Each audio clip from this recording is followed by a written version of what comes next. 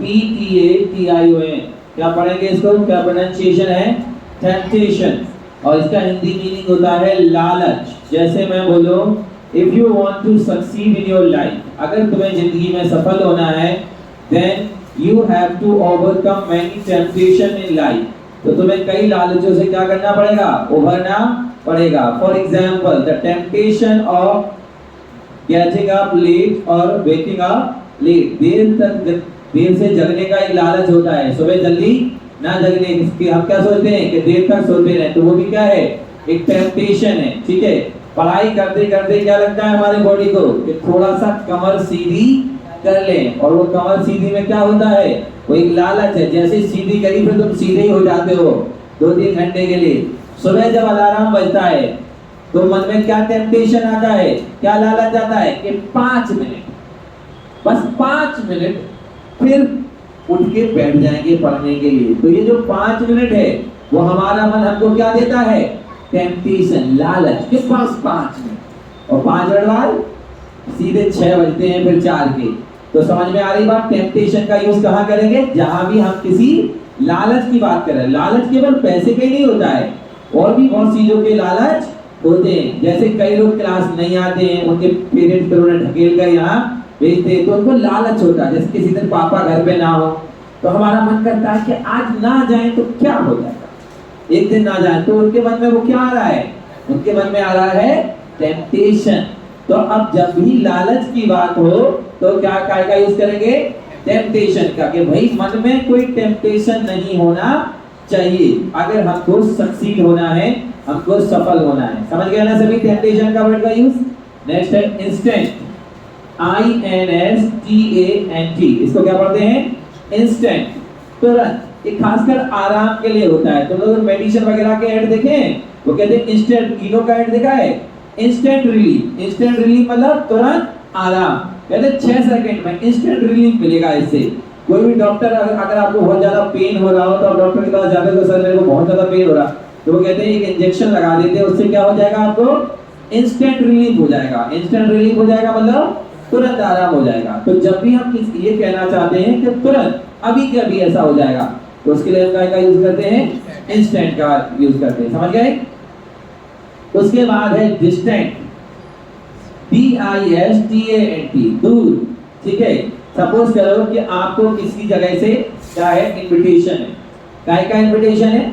Wedding का invitation है, शादी का इनविटेशन है, बट वो कहीं बहुत ज्यादा दूर है। तुम्हारे किसी फ्रेंड ने तुमसे पूछा, उसको भी इनविटेशन है कि यार चल रहे हो वहाँ शादी में, तो नहीं यार मैं तो नहीं जा पाऊंगा। It is a distant place. Distant place, ये क्या है? बहुत दूर है यार, उधर नहीं जा पाऊंगा, इतनी दूर मैं नहीं जा पाऊंगा। तो जब भी हम कहना चाहते हैं कि बहुत दूर है, तो उसके लिए हम क्या यूज करते हैं? डिस्टेंट का। डिस्टेंट प्लेस, दूर। जब दूर कोई जगह बहुत दूर है तो उसके लिए डिस्टेंट प्लेस बोलते हैं। ठीक है, हम ये भी कहते थे वो हमारे बहुत दूर के रिश्तेदार हैं, तो भी हम बोल देते हैं डिस्टेंट रिलेटिव्स, मतलब दूर की रिश्तेदारी है, वो चाची की, मामी की, ताई की, भाई के, ऐसे कुछ जुड़ा हुआ है। तो जब भी आप कहना चाहते हैं दूर का, तो उसके लिए क्या यूज करेंगे? या दूर, तो उसके लिए क्या यूज करेंगे? डिस्टेंट का यूज करेंगे। समझ में आ रही बात सभी को? डिस्टेंट कहाँ यूज करेंगे? एपिडेमिक, EPIDEMIC, एपिडेमिक का मतलब होता है महामारी। महामारी समझते हो? ऐसी बीमारी जो छूने से फैले। जैसे कोरोना महामारी अभी आई थी, तो हम कोरोना को क्या कह सकते हैं? एपिडेमिक कह सकते हैं। कोई भी ऐसी बीमारी जो छूने से फैलती है उसे हम कहते हैं महामारी, और इंग्लिश में क्या बोलेंगे? एपिडेमिक। समझ में आ रही बात? तो अब कोरोना को अगर आप कहोगे तो कोरोना क्या था? एक एपिडेमिक था। ठीक है, नेक्स्ट उसके बाद है एडवर्स। इसका मतलब होता है विपरीत। विपरीत मतलब जो आपके हित में ना हो, पक्ष में ना हो। जैसे हम बोले the circumstances are adverse for me, या these are adverse circumstances, मतलब जब परिस्थितियां आपके अनुकूल ना हो, हर कोई आपका विरोध कर रहा हो, आप जो भी काम करो उसी में फेल हो रहे हो, ठीक है, सफलता मिल ना रही हो, बार बार असफलता का मुंह देखना पड़ रहा हो, हर कोई तुमसे दूर रह रहा हो, कोई तुमसे रिश्ता ना लगाना चाह रहा हो, कोई तुमसे दोस्ती ना करना चाह रहा हो, तो तुम क्या बोलोगे? ये परिस्थितियां मेरे लिए विपरीत हैं, बट टाइम बदलेगा। These circumstances are adverse for me, these are adverse circumstances. Tenses. Circumstances का मतलब होता है परिस्थितियां। ये परिस्थितियां क्या हैं? विपरीत हैं। बट टाइम विल चेंज, समय बदलेगा। If there is a day then there will be night, and if there will be night then there will be a day. अगर दिन है तो रात आएगी, रात है तो दिन आएगा। अच्छा वक्त है तो बुरा भी आएगा, और बुरा है तो अच्छा भी आएगा। तो एडवर्स का मतलब होता है विपरीत, जो हमारे अगेंस्ट हो, हमारे हित में ना हो, हमारे पक्ष में ना हो। तो हम कहते हैं यार टाइम थोड़ा एडवर्स है अभी हमारा, है ना, परिस्थितियां थोड़ी एडवर्स हैं। ठीक है, समय आएगा तब हम तुमको बताएंगे। नेक्स्ट है अनड्यू। अनड्यू मतलब जिसकी जरूरत ना हो। जैसे कल रिजल्ट आने वाला है 12वीं का, ठीक है, तो कई लोग प्रेशर ले रहे होंगे बच्चे, तो बच्चों के पेरेंट्स को, बच्चों को क्या समझाएंगे कि यार तुम्हारा एग्जाम अच्छा गया है। तो अनड्यू प्रेशर क्यों ले रहे हो? अनड्यू मतलब ऐसा प्रेशर जिसकी कोई जरूरत ही नहीं है। तो जब भी हम कहना चाहेंगे अनड्यू प्रेशर, तुम लोग बेकार की चिंता कर रहे हो, बेकार का प्रेशर ले रहे हो जिसकी कोई जरूरत नहीं है, तो क्या बोलोगे? You are taking undue pressure. Undue मतलब जिसकी जरूरत ना हो, बे मतलब में चिंता कर रहे हो, बे मतलब में घबरा रहे हो। अगर तुम्हारा एग्जाम अच्छा गया है तो रिजल्ट भी क्या होगा? अच्छा ही होगा। नेक्स्ट है कॉन्ट्राडिक्शन। कॉन्ट्राडिक्शन का मतलब होता है बेटा विरोधाभास। ठीक है, CONTRADICTION। कॉन्ट्राडिक्शन मींस विरोधाभास। अब पहले तो यही समझ लो कि विरोधाभास क्या होता है।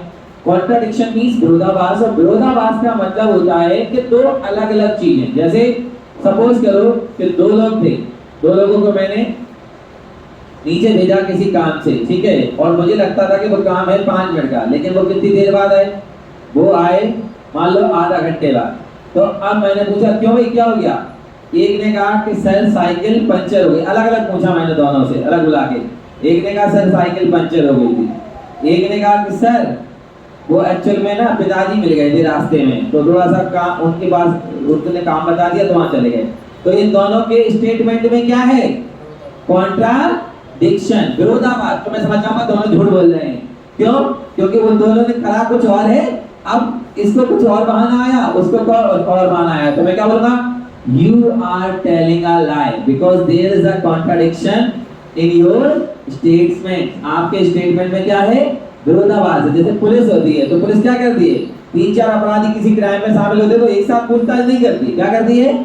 अलग अलग पूछती है। तो उससे पता चल जाता है, एक कोई और झूठ बोलेगा, दूसरा कोई और झूठ बोलेगा, तो वो क्या समझ जाएंगे कि there is a contradiction in their statement, that's why it is sure they are telling a lie। इससे पक्का होता है कि ये लोग झूठ बोल रहे हैं। क्योंकि अगर सही बोलते तो सभी वही बात बोलते, जो एक बोलता वही सब बोलते।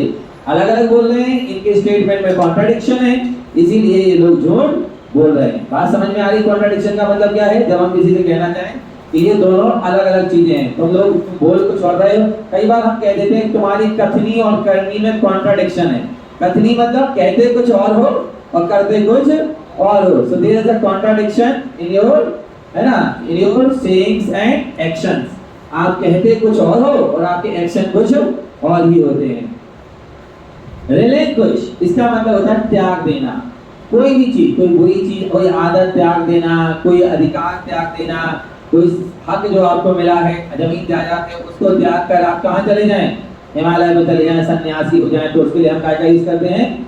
रिलिंक्विश का। ठीक है, तो मैं आपसे कहूंगा we have to relinquish our bad habits. हमें क्या करना चाहिए? अपनी बैड हैबिट्स को छोड़ देना चाहिए, त्याग देना चाहिए, क्योंकि हमारी हैबिट्स ही हमको बनाती और बिगाड़ती हैं।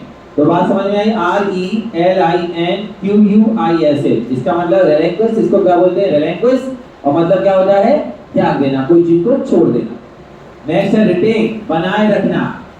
जैसे मैं कहूं it's very easy to get first position, बड़ा सरल है पहली पोजीशन पाना, but it's very difficult to retain it. लेकिन ये मुश्किल है कि उसे आप बनाए रखें। एक बार क्लास में टेस्ट में फर्स्ट पोजीशन आ गई, ठीक है, लेकिन हर बार आएगी, इट्स वेरी डिफिकल्ट। तो उस फर्स्ट पोजीशन को रिटेन करना आसान नहीं होता है, उसको मुश्किल होता है। तो रिटेन मतलब पोजीशन, इज्जत, कोई भी चीज उसको बनाए रखना, आगे तक चला के रखना, उसको हम क्या बोलते हैं? रिटेन। समझ में आ रही बात सभी को? ठीक है, जैसे एम्प्लॉयज है, किसी एम्प्लॉयज को निकाल देते हैं, फायर कर देते हैं नौकरी से। ऑफिस जो अच्छा एम्प्लॉय होता है, अच्छा कर्मचारी होता है, उसे कंपनी क्या करती है? रिटेन करती है, बनाए रखती है। तो किसी चीज को जब हम अपने साथ बनाए रखें, चाहे फिर वो आदतें हो, चाहे फिर वो पोजीशन हो, चाहे फिर वो सम्मान हो, चाहे फिर वो कोई व्यक्ति हो, उसके लिए हम क्या यूज करते हैं? रिटेन का यूज करते हैं। लास्ट है लीनियंट, LENIENT, इसे पढ़ते हैं लीनियंट, उदार, दयालु, ऐसा इंसान जो गुस्सा नहीं करता है, माफ करने की जिसकी प्रवृत्ति होती है, या जो ज्यादा डांटता नहीं है। जैसे कई बार मैं ऐसे मान लो मैं पढ़ा रहा हूँ और आप लगातार बात कर रहे हो, तो मैं क्या बोलूंगा? मैं लीनियंट हूँ इसलिए तुम सब कर रहे हो। अगर मैं डंडे वाला टीचर हो जा तो भाई साहब शांत बैठे होते। तो लीनियंट मतलब जो मन से उदार होता है, दयालु होता है। तो क्या आप लीनियंट हैं या नहीं हैं? क्या आप किसी ऐसे व्यक्ति को जानते हैं जो लीनियंट है?